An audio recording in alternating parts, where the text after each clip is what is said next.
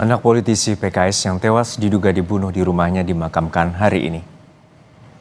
Setelah selesai diotopsi dan disolatkan, jenazah anak politisi PKS yang tewas di dalam rumah mewahnya dimakamkan di tempat pemakaman umum Makam Balung, Kelurahan Citangkil, Kota Cilegon, Banten.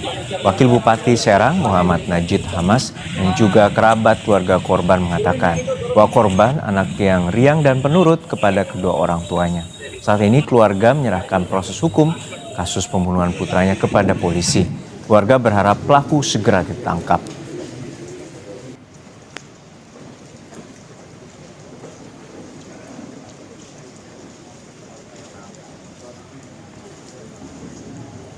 Ini kan orang penurut ya, dan ibadahnya juga bagus, ya, walaupun bisa 9 tahun tapi ketaatan kepada orang tua ini luar biasa. Jadi ini contoh bagi anak-anak seusia. Dari penegak hukum seperti apa? Ya, kita silakan seperti berita-berita yang lain terkait dengan kejadian ini, kita silakan percayakan kepada teman-teman dari polisi. Tapi kita doakan semoga semuanya lancar, pelakunya ditemukan dan diberi hukuman sesuai dengan ketentuan undang-undang.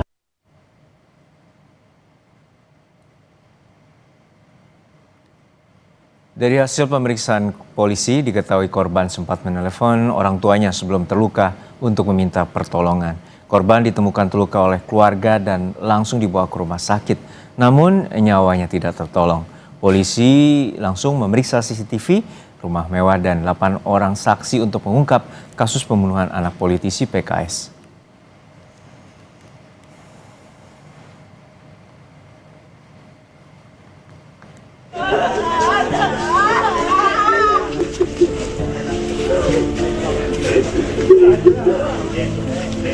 Duka mendalam dirasakan keluarga anggota Dewan Pakar Keadilan Sejahtera, Maman Suherman. Anaknya yang berusia 9 tahun ditemukan meninggal dunia dengan sejumlah luka tajam. Polisi menyebut sebelum tewas, korban sempat menelpon sang ayah untuk meminta pertolongan. Namun saat dibawa ke rumah sakit, nyawanya tak tertolong. Dari hasil olah TKP dan otopsi, polisi memastikan korban diduga dibunuh jika merujuk pada luka yang ada pada jasad korban. Pemeriksaan masih tetap berlanjut karena dari untuk dugaan kasus pembunuhan seperti ini, untuk runut timeline harus jelas, lalu keterangan alibi dari para saksi juga harus jelas. Makanya butuh waktu cukup lama sampai sekarang. Ke-8 saksi pun masih dalam tahap pemeriksaan. Ini itu dugaan pembunuhan. Dapat dilihat dari bagaimana keadaan korban di rumah sakit. Makanya sudah dari Polres Cilegon sudah membuat LP yang mencantumkan dugaan terhadap kasus pembunuhan. Jadi bukan perampokan, begitu Bang. Saat ini polisi sudah memeriksa CCTV dan mendalami kesaksian 8 orang. Namun polisi belum menetapkan tersangka dalam kasus ini karena masih mendalami kesaksian dan motif pembunuhan. Suherdi, Kompas TV, Cilegon, Banten. Dari hasil olah TKP dan pemeriksaan CCTV, anak politisi PKS diduga tewas dibunuh di rumah mewah. Lantas siapa pelaku pembunuhannya? Lebih lengkap untuk mengungkap kasus dugaan pembunuhan anak politisi PKS, kita terhubung dengan pakar psikolog forensik Reza Indragiri Amril. Selamat petang Bung Reza, kalau dilihat dari kasus ini, dari hasil otopsi dan olah TKP, polisi menyebut ini kemungkinan besar adalah dugaan pembunuhan. Apa yang Anda lihat dari bukti-bukti yang bisa memperkuat dugaan polisi ini? Kalau kita gunakan kata pembunuhan, maka itu bermakna kita merujuk kepada pasal 338 KUHP. Tapi kalau kita terjemahkan dulu ke dalam bahasa Inggris, homicide bermakna meninggalnya seseorang akibat perbuatan orang lain. Meninggalnya seseorang akibat perbuatan orang lain tidak semata-mata akibat pembunuhan, dengan kata lain tidak semata-mata akibat pasal 338. Tapi ada orang yang meninggal akibat perbuatan orang lain, misalnya akibat dalam bentuk penganiayaan, dalam bentuk pengeroyokan, dalam bentuk pembunuhan berencana dan seterusnya yang mengakibatkan bahwa ternyata kemungkinan penggunaan pasalnya menjadi sangat beragam. Karena itu menurut saya memang kita patut berspekulasi ini pembunuhan, tapi sesungguhnya pada tahap sekarang menurut saya akan lebih tepat seandainya otoritas penegakan hukum menggunakan istilah korban meninggal akibat perbuatan orang lain. Oke, karena kemungkinannya masih bisa beragam. Lalu ini kan korban disebut sempat menelpon orang tuanya. Apakah di sini bisa ditelusuri siapa dugaan dari pelakunya? Memahami dari pemberitaan bahwa korban berusia 9 tahun dan mengalami luka yang sedemikian parah dan banyak, boleh jadi orang yang menghabisi korban tidak sungguh-sungguh menjadikan korban sebagai target aksinya. Boleh jadi pelaku mengincar pihak lain yang punya keterkaitan dengan korban, misalnya orang tua korban. Namun karena tidak mungkin melakukan serangan secara frontal terhadap orang tua korban, maka korban dijadikan sebagai objek pengganti atau substitusi. Dengan kata lain, yang ingin saya katakan bahwa antara perilaku dengan motif belum tentu linear.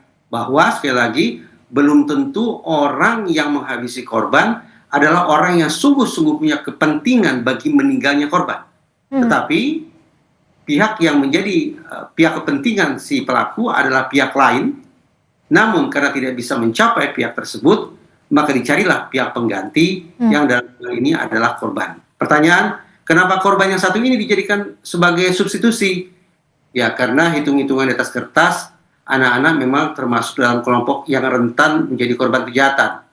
Lemah secara fisik, lemah secara psikis, dan juga mungkin lemah secara sosial. Ya, Bung Reza, jika Anda menyebutkan bisa jadi ini korban adalah substitusi pengganti, apakah ada kemungkinan besarnya bahwa pelaku merupakan orang dekat atau orang yang kenal dengan keluarga korban? Tentu harus dilakukan pemeriksaannya oleh pihak kepolisian, tetapi saya membayangkan bahwa sang pelaku memiliki akses ke rumah tersebut, kemudian bisa memperkirakan kondisi di dalam rumah tersebut seperti apa, mungkin anak dalam kondisi tidak terjaga atau sendirian saja.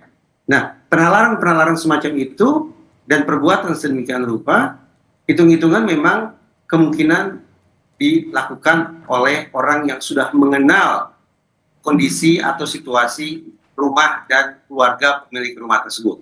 Apakah bisa disebut sebagai orang dekat? Hari ini tampaknya kita harus memberikan definisi ulang tentang kata dekat ataupun jauh. Tetapi ketimbang menggunakan kata dekat atau jauh, saya memilih menggunakan istilah orang yang mengenal situasi rumah dan keluarga pemilik rumah tersebut. Kalau kita lihat background dari keluarga ataupun orang tua dari korban ini yang merupakan politisi juga, apakah ada kemungkinannya ini berkaitan dengan pekerjaan dari orang tua korban? Sebagaimana saya katakan tadi, saya tidak membayangkan bahwa ada anak kecil berusia 9 tahun yang memicu orang lain untuk melakukan kekerasan yang sedemikian ekstrim, melakukan penusukan hingga puluhan. Saya tidak membayangkan anak sungguh-sungguh punya persoalan dengan pihak lain, sehingga dia, harus dihabisi dengan tindak kekerasan yang sedemikian ekstrim. Karena itu, saya berspekulasi bahwa adakah kemungkinan bahwa sang pelaku tidak sungguh-sungguh punya kepentingan dengan korban, tetapi dengan pihak lain yang memiliki keterkaitan atau hubungan dengan korban. Siapa itu? Yang paling dekat adalah keluarga korban. Apalagi ketika kemudian disebut bahwa misalnya keluarga korban berlatar belakang politisi, kemudian juga dari kalangan sosial ekonomi atas, maka informasi-informasi semacam itu sekali lagi membuka ruang spekulasi bahwa tidak terlalu kemungkinan bahwa pembunuhan atau dihabisinya korban oleh sang pelaku ini bersangkut paut dengan status sosial ekonomi maupun pekerjaan orang tua korban. Baik. Terima kasih atas perspektif dan insight dari psikolog forensik Reza Indragiri di Kompas Petang sore ini. Terima kasih, Bung Reza.